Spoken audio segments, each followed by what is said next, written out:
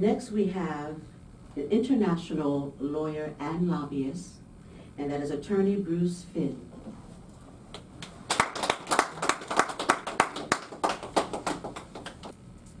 Thank you, and thank you everyone in this room for displaying the courage that's necessary to fight against evil. Now, those who spoke before me, I would say it was magnificent. But having devoted more than 50 years in international politics, constitutional law, I think we need to be earthbound. And all of the words in the world about the horrors of killing and the ongoing by themselves will not change anything. Think of the following rather dismaying fact. Jesus delivered the Sermon on the Mount, the most blood-stained territory in the history of the world. What did it do? It was just words. The fact is, nothing drives faster than a politician's tear. And all the statements made by politicians, they'll do this, they'll do that. It don't amount to anything unless you have an organized plan, working through the media, constant publications, up to Capitol Hill, the executive branch, the United Nations, appealing not necessarily to justice, but why it's in their best interests as well to give Biafra sovereignty. Remember, international politics is unsentimental. Thucydides wrote thousands of years ago, the iron law of international relations. The strong do what they can, the weak suffer what they must. And I say these words with great reluctance because it's very harsh, and I'm not trying to diminish at all the horrors that Biafrans are suffering at present. But simply exhortations, hey, this is bad, this is evil. It's simply not going to result in anything unless there's a strategic plan as to why it's in the interest of the United States, in its own strategic interest, to fight or obtain and lobby for an independent Biafra. Maybe Biafra hosts AFRICOM, they offer a better trade deal or something like that. Because as we speak today, President Biden is prepared to deliver military light aircraft to Mr. Buhari for $600 million, professedly to shoot the terrorists, but we know they'll be diverted. All of Mr. Trump's statements, you remember he referred to Nigeria as the S country, right? That's Mr. Trump's statements. So it's fine that politicians will say anything for the moment, but you have to have a plan that focuses on not only the Congress, the European Union, the United Nations, the media, think tanks. You have to have a team every day that meets in the morning. Who's going to write X, Y, Z? Because as familiar as the horrors of Biafra are to you, for an ordinary American, even a member of Congress, they probably can't find Biafra on the map. They read also as well, and again, it's not at all to diminish the pain and the horrors you're suffering. They read about the Uyghurs, and they read about Hong Kong being slaughtered, and the Tibetans, and the Rohingya. I mean, I was involved for a while in Sri Lanka where the Tamil Hindus were slaughtered by the Buddhists. So, unfortunately, given the generally depraved nature of mankind, the horrors in Biafra are not unique. They're not unique, and I can guarantee you, whatever the United States says, we're not going into China to help the Uyghurs. No matter all the rhetoric in the world, it's not going to happen. China has ICBMs. They have money. They have huge trade relations with us. And we need to be smart and understand that if we're going to succeed, we have to appeal to the national interests of a country, not to just the greatness of having liberty, because that isn't what moves mankind. They're true, we probably have 500 countries right now, because minorities are oppressed routinely around the world. Now look at Mr. al-Sisi in Egypt. He's ranks, I suppose, with Mr. Buhari with regard to his tyranny, and we're ready to give him $1.3 billion a year, even though he's complicit with the assassination of our own journalist, Jamal Khashoggi, with the MSB in Saudi Arabia.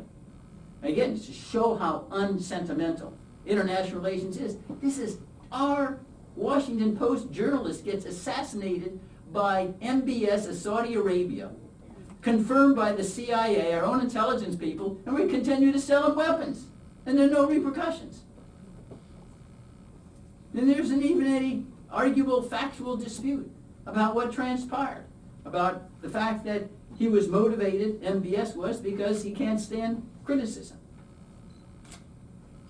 So I'm standing here to say that there needs to be a more well-developed, systematic plan that appeals to the national interest of various countries. And part of that can be protecting religious freedom.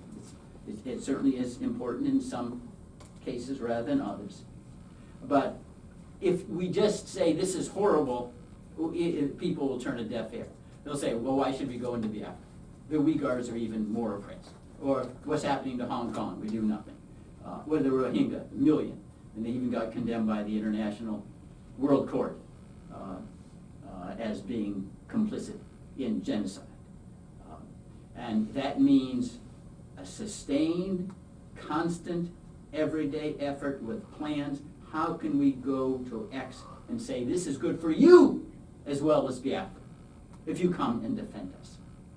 I've been in this town for over 50 years, and I can guarantee you I never succeeded by walking up to a member's office and say, hey, this is what will bring you, greatness in the afterlife because you did something for God. The first thing you say, this is why it's good for your office. Then their ears open up. And I'm just telling you reality. We need to be earthbound here. And that's why, despite the horrors, and it really goes for a century, it's not just even to the Biafran. When the British consolidated Nigeria for their own administrative purposes, they basically cooked genocide into the equation. They thought that would be a way they would keep it easier for them to suppress and control the Nigerian people. Divide and conquer, right? Heard that over and over again. A very, very cynical creed of all the colonial powers. So how do we overcome this? One thing I believe has to be done. If you read our own Declaration of Independence, because after all, the United States itself is the child of tyranny. The horrors that were penned by Thomas Jefferson in our Declaration, that's a tea party compared to what's happening in the Southeast. But you say, but here's a way in which you can write a declaration and you have an American audience. Wait a minute, you revolted against King George III for that. Don't you think we deserve equal rights? Because our own Declaration speaks in universal terms. All men are created equal. And all have unalienable rights. And governments are formed to protect these rights. And they're all illegitimate unless they're dependent upon the consent of the governed. And we need to think about also even drafting at this stage. This is what the constitution of a new Biafra would be.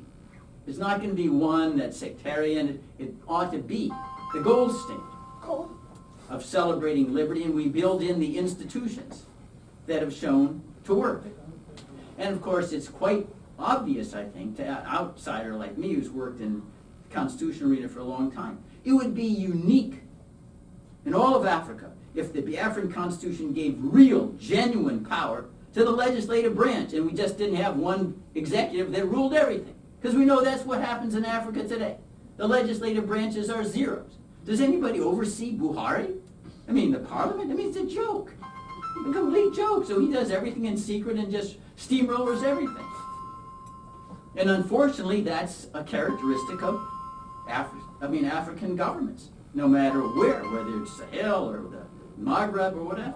We need to make clear that is not, and Biafrans are the ideal people to be pioneers here, because you've always had collective rather than individual ideas about the legitimacy of power. And this is a way you say we then could be touting Biafra as the way station to encouraging other governments and encourage other people to bring real democratic, republican rule of law throughout the continent. It can spread, if you will. And it has to have an enduring institutional base. Otherwise, we remember Arab Spring. Everybody knew what they were against, but they didn't have any way, they had no formula what they were going to replace it with. So Arab Spring is back to square one. It can't just, we all know we're against the killings. That's easy. How you can architect the dispersal of power is the greatest challenge that any statesman has to prevent the return of tyranny under executive branch rule. James Madison called it pitting ambition against ambition in Federalist 47. And we succeeded in the United States because we had people who had examined governments from the beginning of time. And they were trying to extrapolate principles of politics that could only be come upon by examining every government from the beginning of civilization and see what earmarks they exhibited, depending upon where the power was. And the other element that comes into play is when you are seeking, independence, there has to be an ability. And it becomes difficult because people who raise their heads in Biafra, Buhari will try to kill them instantly. Maybe even try to kill us here.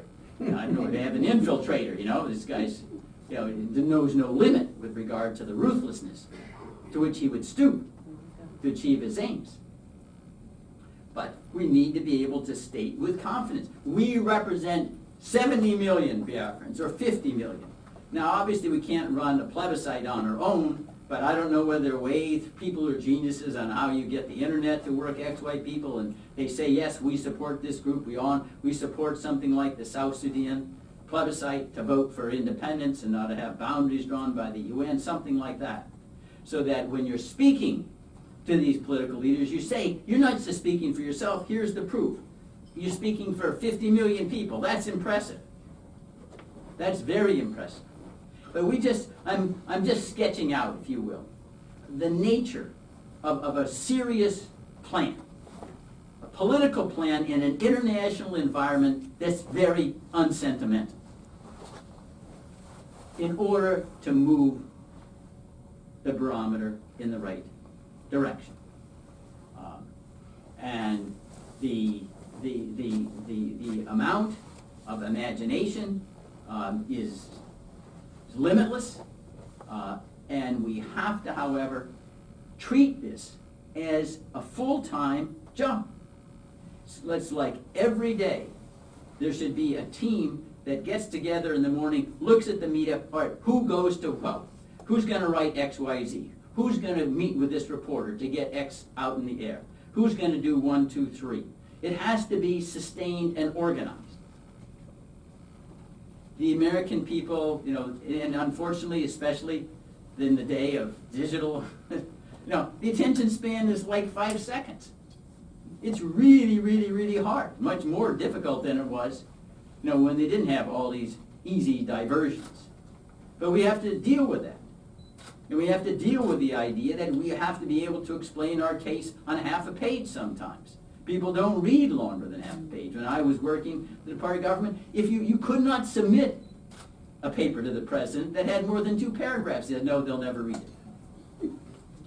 So a lot of that means, a lot of the effective advocacy means, how can I convey these ideas in a very succinct way? Do I compare what's happening to Biafra, to the Boston Massacre? Do I compare it to some event in U.S. history that people understand very quickly so they don't have to know Enugu was the capital in order to get what you're saying? Because if we have to explain at very great length what's happening, we lost our audience here. And I'm saying, I'm not defending the general indifference, if it's hard that people display towards learning about other people's miseries, but it's a fact, like the force of gravity. And if you ignore the force of gravity, you're going to pay a penalty for it, right? It's just there. We need to deal with these kinds of things. And I say, a lot of the imagination and public advocacy is trying to look at your audience. What rings best with them? What will they be able to associate with in their own experience with what the Biafrans are suffering? And that understanding their history and their background. And this is what happened in XYZ. In the black community here, they understand the lynchings. 5,000 lynched, even in the 1960s, Mississippi burning, people going down to register for voting rights and then they get burned and killed and slaughtered. So those are the kinds of things that you can get them enthusiastic. Now I really understand. Because all reasoning is by analogy. All of it is by analogy. And if our universe of discourse is simply in Nigeria and Biafra, we're not going to prevail. We're just not.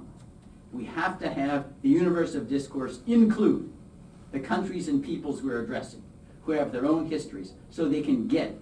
Even if they don't get the details, they get the underlying idea. And they feel it, because, wow, that was really bad, because I remember what happened, the Battle of Wounded Knee, or something of that sort, in American history. And what I believe also is there needs to be unity of command. There needs to be no egos. People have to get together. You can't have everyone wanting to be a chief and no one wanting to be an Indian. That's divided numerous efforts to achieve success against oppression. And we know that Buhari will try to do that. You know, he's already bought off some governors in the southeast, right? He's given bribery. We know he's not going to stop. For them, it's a huge risk. I mean, all the billions of dollars they steal and all the power they have. So he's not going to sit there, stand still. We know what he's going to try to do, use all his money, buy lobbyists and defame everybody in this group and say we're all terrorists, and he really is the champion against terrorism by going after Boko Haram, even though he's colluding with it at the same time. Because there's not a free press in Nigeria, it doesn't get immediately exposed. And because for the United States media, Nigeria is not a center of U.S. interests, like, say, China or Iran. You know, this is the crazy thing. You know, if I can tell you, if Nigeria was pursuing nuclear weapons, then you get all the interest in the world. Look at Iran attract. It's kind of a grim idea. You know, you got to seek nuclear weapons to get attention. So those are just my general observations. Been around a long time here in Washington and internationally to explain how things work. And I believe that a follow-up to this conference is getting a small team and sitting down, okay, let's take piece by piece. So how do we work Congress? How do we with the Democrats, Republicans? Do we need a political action committee? What's the executive branch? How do we approach the United Nations? How do we use international law? Do we seek to use the International Criminal Court, the International Court of Justice? What about think tanks and organizing symposia? Are there people who are formerly secretaries of state or in government who feel less constrained because they don't have to speak the party line, get them to back us? All those kinds of things. Maybe formal Nobel Prize winners we could get to sign up, Desmond Tutu-like or someone like that. I mean, Jimmy Carter's a former Nobel Prize winner too. All these things have to be on the table. But if it's not comprehensive, the likelihood of success is not great. Because I'd say it's unfortunate because there have been people who've been oppressed for hundreds of years, and some of them are still oppressed because they never were able to unify. And I know it's probably, those are not words that I'm going to cause everyone to smile and say, hey, this is great, because it is. It's hard. And the reason why there are not all that many successes is because it is hard. But it's not impossible. I mean, if we try to look on the positive side, we do know that in the last years, we've had independence movements like this succeed in Sudan, in Kosovo, in East Timor, and may succeed. I mean, in these they offered independence votes for Scotland and for Quebec. So there becomes an idea, okay, well, there's this right to self-determination ought to mean something. Now, in fact, the decolonization resolution of the General Assembly of the United Nations in 1960, it said that power should be handed over to the indigenous people and allocated pursuing to the will of the peoples concerned. Well, there was never any plebiscite in Nigeria. I mean, the British just handed it over to the people who thought would give them good contracts afterwards. And the British could care less about what happened to Nigeria as long as they were able to maintain their commercial exploitation that they inherited. But I say, there's no doubt that these things have happened. Remember, Bangladesh separated from Pakistan, and surely the level of the horrors is a contributing factor. Surely what was seen in Kosovo enabled or facilitated recognition of Kosovo, although many nations still don't recognize it. But a larger reason is Kosovo could now be part of NATO and be one of the countries against Russia. And that's the politician thinks in a very cynical fashion. That's why they're not in the profession of preaching. They're not rabbis and deacons and anything like that. They wouldn't survive very long at all in that line of business. So, I mean, those are general observations. I understand that there's not enough time here to get down into in what we call the grassroots, if you will, the granular level of what needs to be done.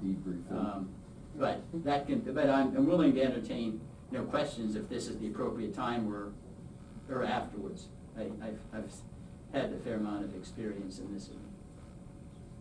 Thank you, sir. Thank you. Thank you.